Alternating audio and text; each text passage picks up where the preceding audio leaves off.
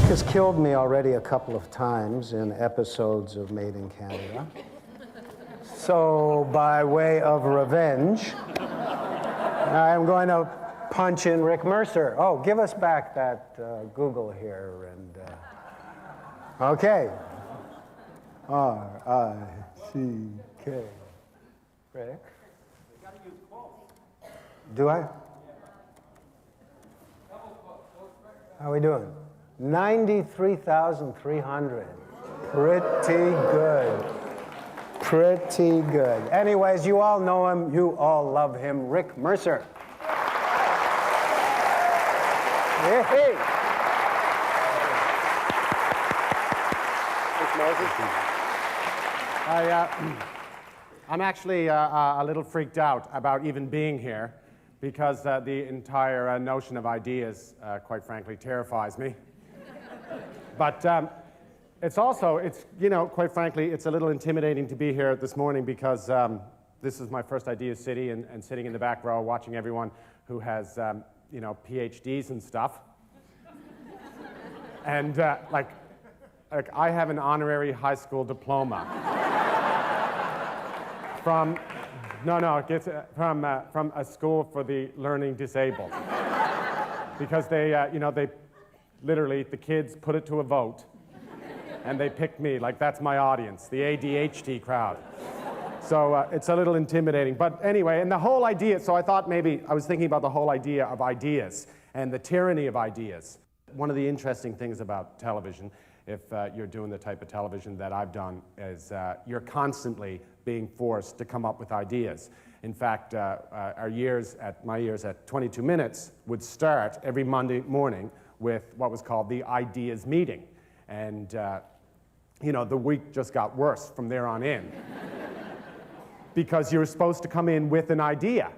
And, you could BS your way through it. You'd say, like, I'll do something on Chrétien, I suppose. And the producer would write it up like, that's your idea, is it? Very good. But over the years, I was on that show for 8 years, and I never in my life, I realized I never in my life ever came up with an idea that wasn't forced by a deadline. I mean, most people, when they see me, or when they talk to me now, they want to talk about Talking to Americans, which was a segment on 22 Minutes, and then it begat a special on CBC television. And even here at Idea City, when the ad appears in the paper, underneath my, it says, so Dr. So-and-so, so-and-so split the atom. And then, so-and-so, so-and-so, building cities underwater. And then Rick Mercer talking to Americans. It's like, it just got away from me in that way. But everyone else was so prepared. Okay, so, but I had this idea, you see, that I'd go to Washington, D.C., and we would do sketches in Washington, D.C. Now the price is starting to go up a bit because it's, it's a little more expensive to get there. And I was in front of the Capitol buildings in Washington, D.C., and I had 3 ideas heading in. And basically they all stank. Like the first one just died, and the second one died, and the third one died. So there I was in Washington, D.C., and this trip was going into the shitter, and I was thinking, this is it. The nightmare has come true. I don't have a bloody thing to do here. And there's a camera, and there's a producer, and there's everything else, and this is it. My career has come to an end. And when that happened, I daydream. Stress, I'm just daydreaming. It's my calming mechanism. I'm gone, right? And I started thinking about a conversation I had ages earlier with Ralph Ben-Mergui. I don't know why, but I'm just sitting there. I mean, my producer's literally going, what are you going to do? I'm not even hearing him. I'm going. So, anyway, this guy comes along at that very moment. He's a very well-dressed guy, right? And he's got the Capitol Hill big security pass on. He's walking by and he looks, and then he stops and he looks at our camera and it says, it's got the exploding arsehole, we used to call it, the CBC logo, right?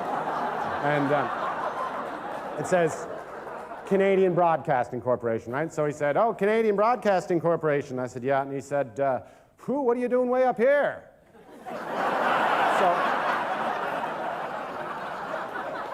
And I thought, boom, like, this is it. I could envision it. I thought, my next 2 years, I know what I'm doing. So, you know, and I said, I'm here covering Prime Minister Ralph Benmergui. And he said, oh, yes. Yes, I've heard of him. And I said, well, there's a summit, you know. It's the Clinton-Benmergui summit's going on. He said, yes.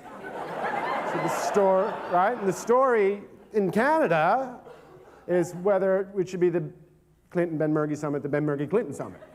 He said, oh, very good. And I said, well, what should it be? And he said, oh, Clinton-Benmergui. I said, because that would be, sorry, Benmergui-Clinton, he said, because that would be polite. And I said, yes, but our prime minister is pathologically shy. And he said, oh, yes, I heard that. So the next thing you know, so the next thing you know, I'm traveling all over the city just talking to people about Prime Minister Ralph Benmergui. And I knew I had this piece. Now, the secret in television, comedy, is if something works, you beat it like a rented mule. Right? That's just, it's not glamorous, and then you don't have to come up with another idea. Right? It was my cornflakes, you know, it was my total accident in the lab, and I'm sure if I live to 100, people are going to go, hey, talking to Americans. You know, you're going to be getting emails from me, from Rick Mercer, right, you know, lengthen your, you know. The second idea that changed everything was, again, the tyranny of the blank page. Again, it was a week, and it was one of my worst weeks on the show, in fact, because I didn't have anything. I didn't have any ideas, really, and so there was nothing I really thought that had knocked it out of the park. And it was just before the election started in you know, the federal election, and Stockwell Day was the new leader of the Alliance Party. What happened that week was that it was revealed that Alliance candidates knocking door to door, or you know, were promoting this idea of citizen-initiated referendums, which actually came up earlier today in one of you know, the earlier presentations. And that if, you know, 3% of the electorate could sign a petition, then there would be this binding referendum. Now, as a piece of policy, I kind of thought it was flawed, but it started to become a story because Stockwell Day denied that it was policy. But then it was shown that it was policy, but it was policy that was supposed to be promoted on the doorsteps and not in the media. Basically, if the person answering the door seemed to be, I think, crazy, you sold them on this. But don't mention it on the news, right? I want to play the clip because, in fact, the clip was the least important part of what happened. As we all know, Canada is a land of many different types of people. However, as Canadians, I think there's one thing we can all agree on, and that's this. That Stockwell Day has lots of good ideas. I think his best idea is his proposed referendum legislation. Basically, if any group of Canadians presents a petition with 350,000 names on it, or 3% of the electorate, and the Alliance forms the government, they will hold a referendum. Now, sure, critics point out that this type of legislation will tear the country apart, that it will drive the federal government into bankruptcy as we face referendum after referendum. Well, while this may be true, it does not change this simple fact, that if Stockwell does it, we here at 22 Minutes would enjoy it. So in preparation for an alliance majority government, we are asking our viewers to take part in an exercise in democracy. We are asking you to sign a petition that you will find at 22minutes.com. There are 1 million Canadians watching right now. All we need is 350,000 signatures. If we make it, the 22-minute referendum will become a reality. Now, the petition simply states, we demand that the Government of Canada force Stockwell Day to change his first name to Doris. Now, anytime there's a national referendum, yes, it costs about $150 million. But I think I speak for all taxpayers when I say it's worth every penny. So please, log on now or tomorrow at work, especially if you work for the government. And let's help force Stockwell Day to change his name to Doris Day. Why, you may ask? 'Cause it'll be fun.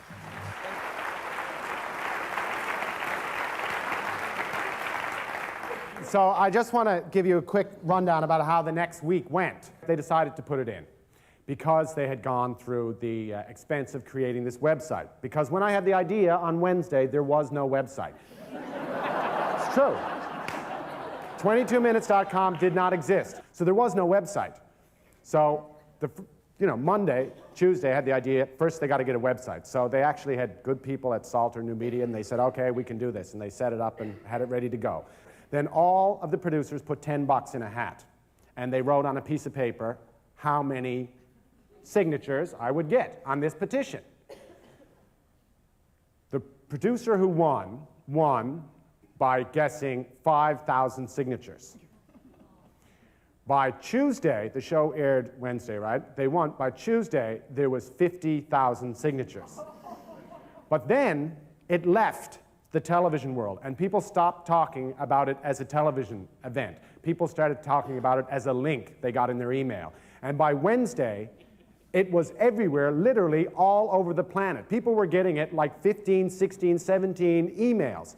So by Wednesday, 42 people a second were signing the petition. And it was just a fluke that the people who set up the website rented this website platform, which I don't understand, that was originally set up for Walmart or something, so it could handle that, that traffic. 42 people a second. By the following Friday, when we taped the show, we pulled the plug at 1 million people. And that same Friday, Stockwell Day changed his theme song to Que Sera, Sera. And also, Environics research says that all of his soft support, which was substantial in Ontario, completely evaporated on the Friday.